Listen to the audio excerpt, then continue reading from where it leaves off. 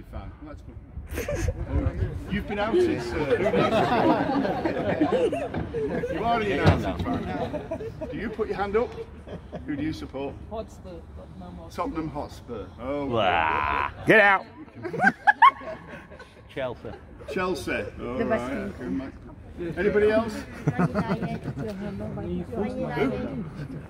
Hey, just now. What did you say?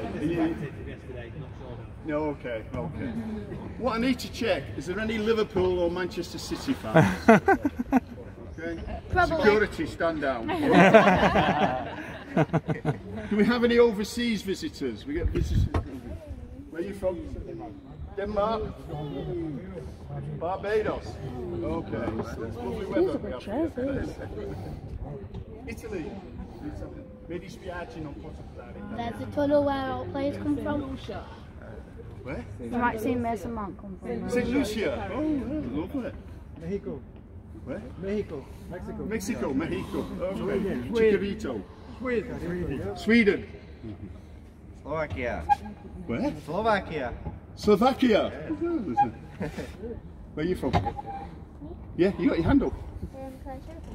Where? London. Okay. Wherever you're from, whoever you support, you're very welcome.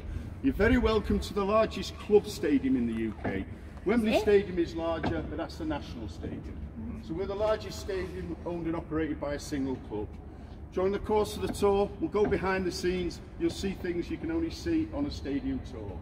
So we will go into the home dressing room. You'll get a chance to walk down the players' tunnel, and you'll get a chance to sit in what we call the dugouts, where that group are now, the technical area.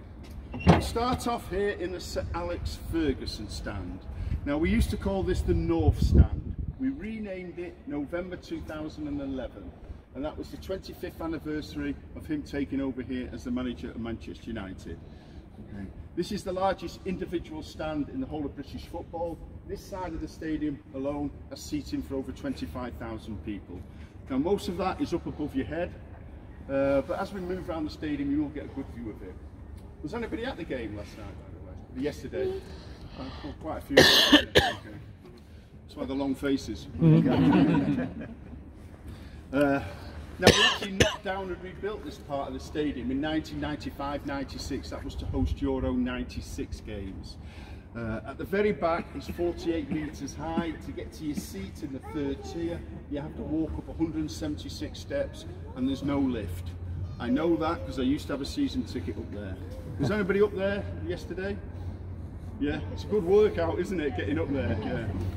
My season ticket's just there now, a lot lower down, thank God. Okay.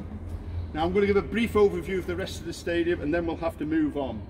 So behind the goal, officially that's known as the East Stand. Old fans like me still call it the scoreboard there. Because back in the day, every game used to kick off at the same time. It was 3 o'clock on a Saturday. Nobody had mobile phones. So we used to have a wooden scoreboard, manually operated, and it's just above where the Adidas logo is now. We knocked it down, and it gave you the scores of the other games taking place. We knocked it down in the 1970s, but the old fans still call it the scoreboard end. Behind me used to be the South Stand. As you can see written along the roof, it's named after one of the greatest players ever to play for Manchester United, Sir Bobby Charlton. He's probably the greatest ever English footballer. Bobby Charlton is the first player, and he's so far the only English player to win the Champions League, the World Cup and the Ballon d'Or. Okay. He was the first player ever to achieve that, win all 3. I think 8 other players have done it since. The last one was Messi when he won the World Cup in Qatar. So but Bobby Charlton was the first, and he's the only English player so far. We renamed that in 2016 after Bobby had given 60 years service to the club as a player, director and a global ambassador. It's the smallest part of the stadium. On a match day it's the busiest, so we will spend a bit of time over there. So over to your right, as you can see written along the seats, that's the famous Stretford end. Okay.